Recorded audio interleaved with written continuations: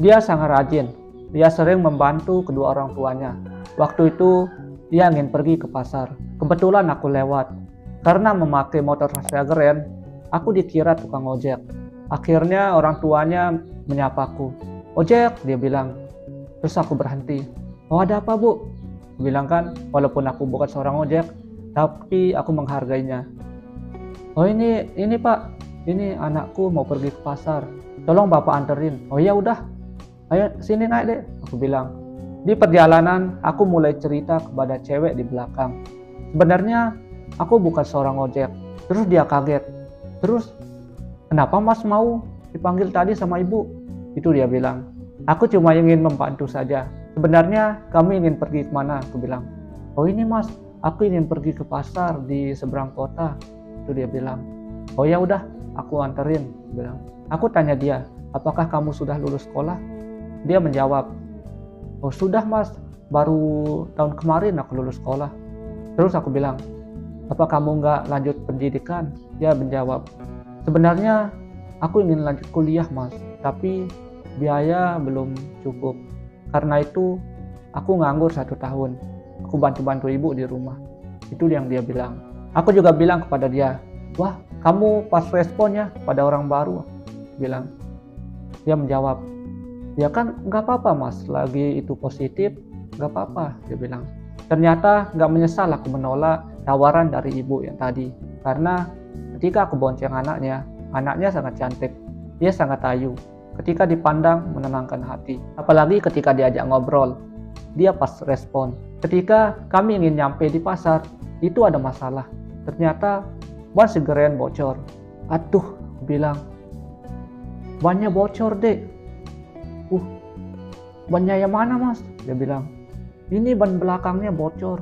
Kita dorong ya," dia bilang. "Oh ya udah Mas, aku turut bantu. Apa kamu nggak naik angkot saja?" Aku bilang. "Oh nggak apa-apa Mas, kan tadi Mas yang nganter dari awal." Ternyata jarak dari pas banku bocor itu ke bengkel sejauh 100 meter.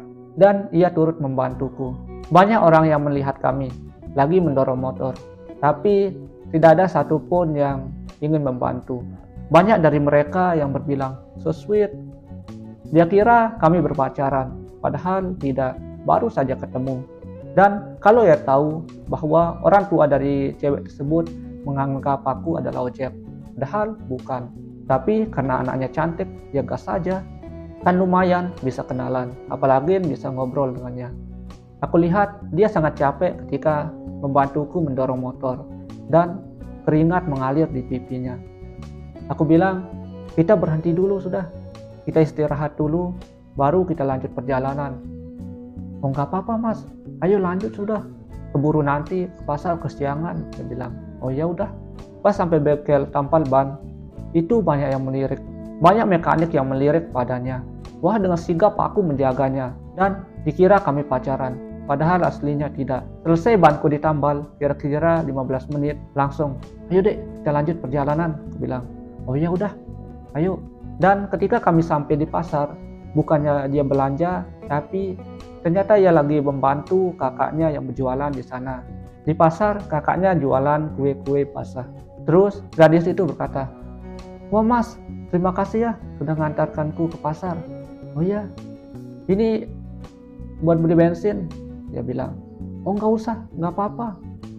Ini bensinnya segeren masih full," bilang. "Oh ini udah, ini kan Mas tadi antar saya, jadi ini bayarannya." "Oh nggak usah dek, nggak usah."